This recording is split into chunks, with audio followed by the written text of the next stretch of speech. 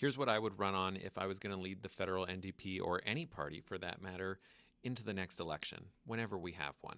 First would be free secondary education for everyone, and we would forgive any outstanding student loans or debts. On top of that, I would provide a $2,200 a month basic income to any student going to a post-secondary institution. After you graduate and get a job, you would be required to pay back 4% of your net income, so income after taxes, back to the federal government for the same number of years you attended school. So if you went to school for 4 years, you would have to pay back 4% of your net income to the federal government for 4 years. This would cost us about $55 to $60 billion a year, and these are rough estimates, by the way, so nobody come for me. By the way, if you want to estimate your own federal budget, you can go to fiscal-insights.ca, and you can also estimate your taxes over there, and it's completely free. It's a great website. The free education would actually alleviate a lot of pressure on provinces who currently subsidize education. Because of all the freed up capital they would have, I would mandate that every province increase their disability payments to a minimum of $2,000 per month. The federal government would then provide an additional $500 a month to people who are disabled and unable to work. I would also pass a new federal law that would make it illegal for provinces or territories to withhold a portion of disability funds if someone is living with a spouse or with family. Everybody gets full benefits no matter your living situation. The third thing I would do is create a real national pharmacare plan, which includes 100% drug coverage as well as dental, vision, and mental health coverage. And this would just be available to every single Canadian, no matter your employment status or your income, doesn't matter, everybody is entitled to it. Again, this would free up billions of dollars for provinces who try to subsidize programs for low-income, senior, or disabled people, and it would also free up billions of dollars for businesses which provide programs for their employees. It would save the average family of 4 about $2,000. The next thing I would do is provide additional funding to all the major cities and municipalities across the country to make public transit completely free for everyone.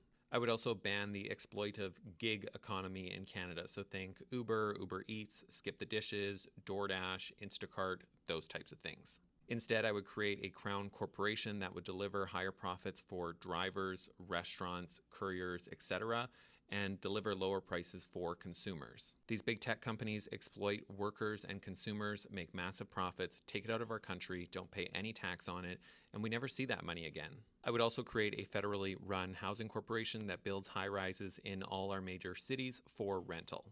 This would help stabilize rents in major cities and create thousands of jobs. The mandate would be to build housing based on our population growth rather than on profit. Those units would first be available to students, people living with disabilities, seniors, and people working minimum wage jobs. Now, you might be wondering, how are we going to pay for all this? Based on what Canada currently brings in, which is about $465 billion a year in revenue, we would need to bring in an additional $167 billion in revenue to pay for all this and not run a deficit. First, I would increase the corporate tax rate from 15% to 20%, which is in line with the United States' 21.5% corporate tax rate.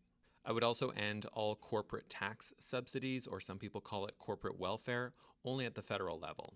I would also increase the capital gains inclusion rate from 50% to 75%. I would also end fossil fuel subsidies at the federal level. Currently, we pay out about $9 billion in subsidies to extremely wealthy oil and gas companies. I would also add a 1% wealth tax for any individual with a net worth of more than $10 million. For example, if your net worth was $50 million a year, you would pay about $400,000 for that wealth tax. I would also implement a billionaire's surtax for anybody with over $1 billion in assets. With all those additional measures, we would bring in an additional $150 to $175 billion to the federal coffers every year.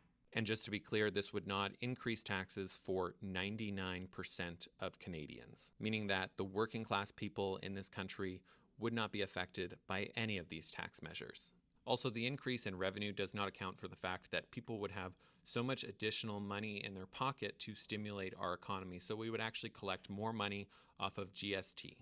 When people are educated and they can work jobs that bring them a higher income, they can pay more taxes. When people are educated, healthy, and less stressed, we can innovate and develop the best technology in the world. Let me know in the comments if this is a platform that you would support.